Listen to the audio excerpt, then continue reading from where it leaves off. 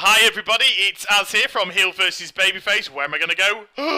No, I've gone past the quest giver for the Valley of the Four Winds because Krasarang Wilds won the vote. Now I could have got there very simply by following the pathway and then veering off to the left going over that bridge which we saw. But no, I'm a man, I must do things in a more difficult manner, so I decided to swim across the river. On a bird. Now, I was a little bit gutted when I picked up the first quest here, because that quest which I picked up initially gave you a quest reward until very, very recently of the kickable keg. However, they've now taken the kickable keg out and just put a cloth hat, or whichever class you are, a hat as reward instead. So I'm devastated. I wanted to kick a keg. However, they did slightly make up for it by giving you the next best thing. You get to kick a panda about. Oh, I tell you what, some days you don't want quests to end. I could have spent hours kicking this panda. Most useless, stupid race in the world. Yeah, you take some beating, boyo. If you don't know the story of Pandaria and pandas itself, they actually came into the world of Warcraft as an April Fool's joke, I believe. And, yeah, not much has changed since. Because in this expansion, from what we've seen of them, apart from the Shadow Pan, I'm going to exclude the Shadow Pan, they are a complete joke. They really are. So there we go. I've kicked the panda back to town, and now I just got to go around speaking to various people. And the storyline in this village is all the villagers seem to be affected by despair.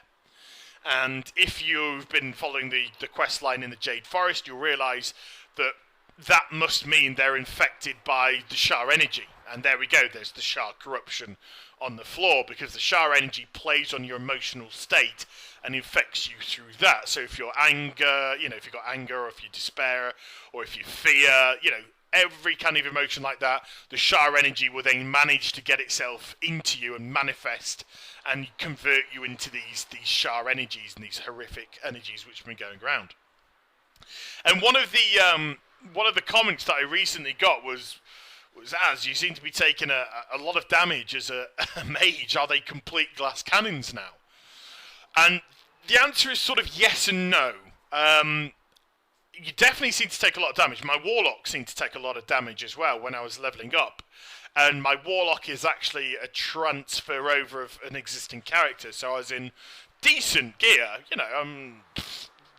3-9 something gear or something like that. Not massively great, but way better than 3-7-8. And this character that I'm using is a complete pre-made, so it just starts up with full 3-7-8 gear, and I haven't enchanted any of it, and I haven't gemmed any of it, so I really haven't exactly helped myself with the mage here. I've only changed the gear out for the stuff that I've won off quest rewards, which I dramatically alter after this video. When I finished filming this video, I portaled straight away to Stormwind, went to the enchanting trainer, learnt the latest enchants, changed into every bit of gear that I could, which I'd won, that was an increase on the item level which I'd got, and then enchanted it all. And it was very necessary, because I am getting absolutely pounded in the Krasarang Wilds so far. And that's not a bad thing, because remember, I've gone from level 85 to 86 there, and there has to be a significant change in the questing experience and the difficulty level, which has definitely happened. Because it's no longer the case that when you level up, we're just getting 2,000 or 3,000 more experience. We're getting 20, 30, 40, 1,000 HP, when you level up. You're getting that much more.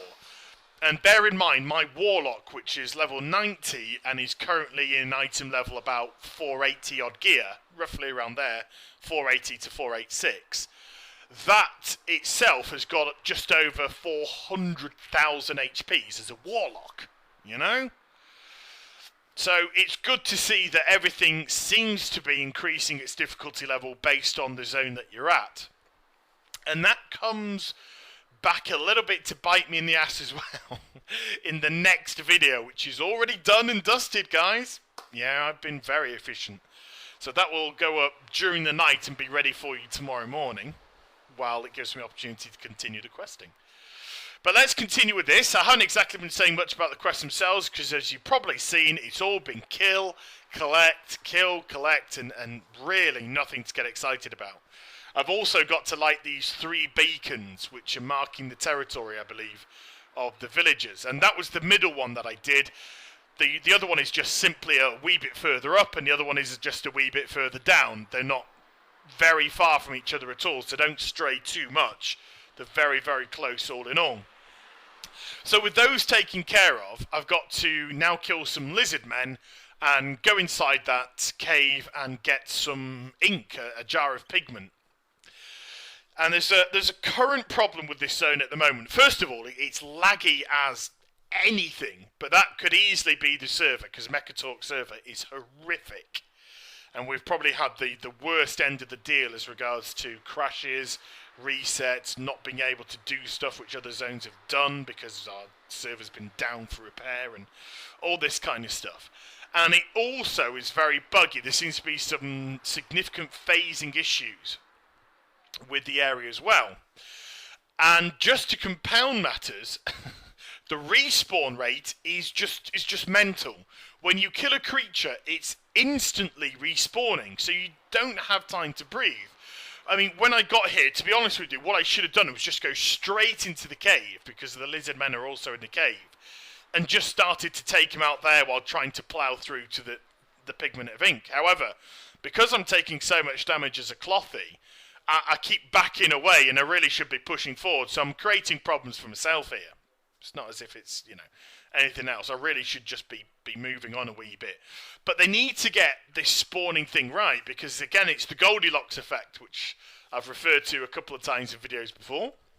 The Goldilocks effect, by the way, is when something is either too hot or too cold, but never just right. And in the Jade Forest, we couldn't get respawns for love nor money. I could not buy a respawn. And then here in the Krasarang Wilds, it's something dies, bang, instantly respawns, and you sometimes just don't have the ability to push on because of the damage that you've been taking from your previous fights. That's all over and done with, and I'm back in the village, and it's given me a couple of basic quests now. First of all, I've just got to go round to the villagers, throw a mask on them, and what that does is it draws out the manifestation of despair, and that then cures the villager of its despaired state. And luckily, there's plenty of them about the place. There's loads of us here in the village. There's a good 15 of us all around the place, at least. And yet you can always find someone to go up to, throw a mask on, draw out the manifestation and kill it. There's no fights for it like it was in the previous village when I was trying to get the monkeys motivated by throwing buckets of water on them, and they weren't anywhere to be found. Oh, I had a nightmare about that. I had a dream about monkeys, but I ain't going to go there. I'll leave that for my therapist. So nearly done. Only one more to go. It's not nothing but a glorified kill quest. However, at least it's right by the quest giver, so thank heaven for small mercies. And then what we have to do now is, because we've drawn out all these manifestations, the Shah energies itself have now appeared within the village, and we must kill the Shah energies. So there they are. They're little nasty Shah energies all over the place. There's loads of them. It's great. They're easy to kill as well. They're quite low in HP levels, so it doesn't really matter if somebody nicks one off you. They're all over the shop. Don't panic. However, when you got to go to Yi Mu, who doesn't seem to be anywhere in the village for you to interact with, he's actually stood by the well, right there.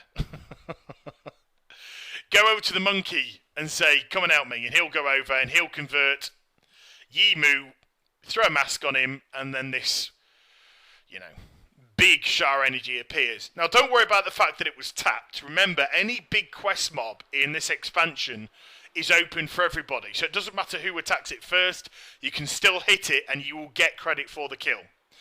That again is just another bug currently. So I hope you enjoyed this. Please do like, comment and subscribe to my channel, and I'll be back soon. Take care everybody. Bye bye.